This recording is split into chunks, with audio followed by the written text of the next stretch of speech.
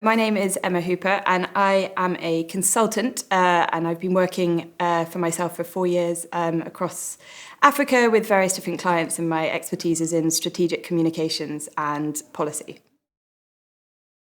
So I did languages at school and started at the age of 11, did French and Spanish and was never very good, so finished at 16 when we were able to drop languages and then resumed again formally in my final year at undergraduate. I had taken a year out when I was 19 and lived in Ghana, where I picked up the local language tree really well. And having not been very good at languages at school, I was really excited by the fact that actually I could actually pick up the language really easily.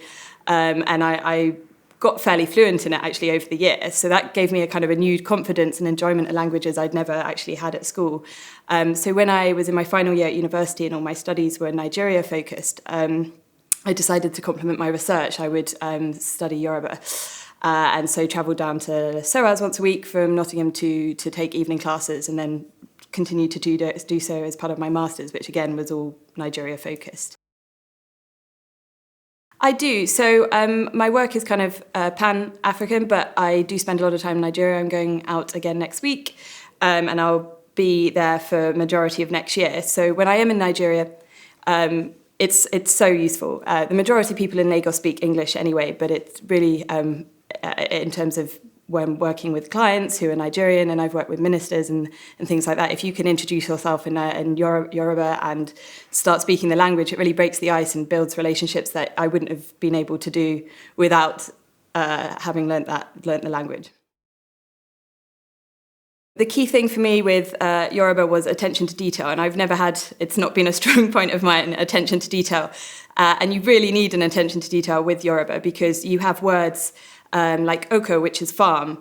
Because it's a tonal language, there's variations of tones on each of those letters, and it can mean, if a tone's in a different place, something completely different, and it can actually get you in a lot of trouble if you pronounce the word wrong. So I found that really challenging, making sure that when I'm learning each word, that I'm learning it with the right accent, which really helped me with concentration, attention to detail, which is obviously something that's really kind of important in work anyway.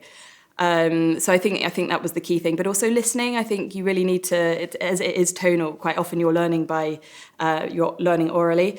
So it's really important to listen to every single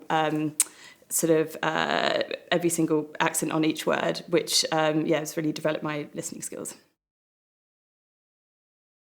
Definitely. And I think the principal reason for learning Yoruba was because I wanted to be based in Nigeria for a bit. And I think it meant I picked up quite a lot of really interesting projects, worked with some really interesting people because I think it made the CV stand out, but also because I think it's a big sign of respect. A lot of my work is client-facing. It's kind of growing businesses and sort of growth strategy and things like that. So I spend a lot of time meeting people.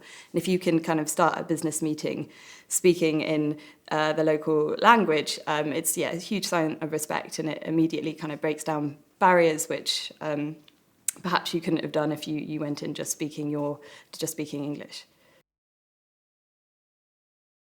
I don't think you need to be fluent, and my fluency has gone up and down over the years, and at the moment it's pretty, my Yoruba is pretty sort of rusty. I don't think you need to be fluent. I don't think you need to know a huge amount. I think actually very simple sort of greetings can actually be enough to kind of already start forming relationships and being an immense sign of respect if you've made some sort of effort. I think even just the basics can be really, really useful.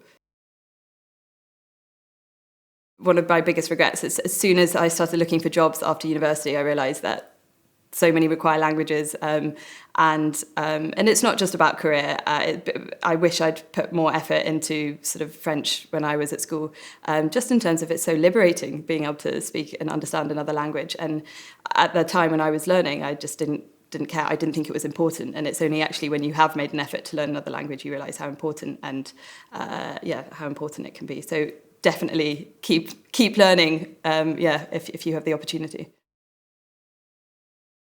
Kokoro, which is key, and that's in Yoruba, and it's my favourite word because it was the first Yoruba word I learned here at Soraz, so yeah.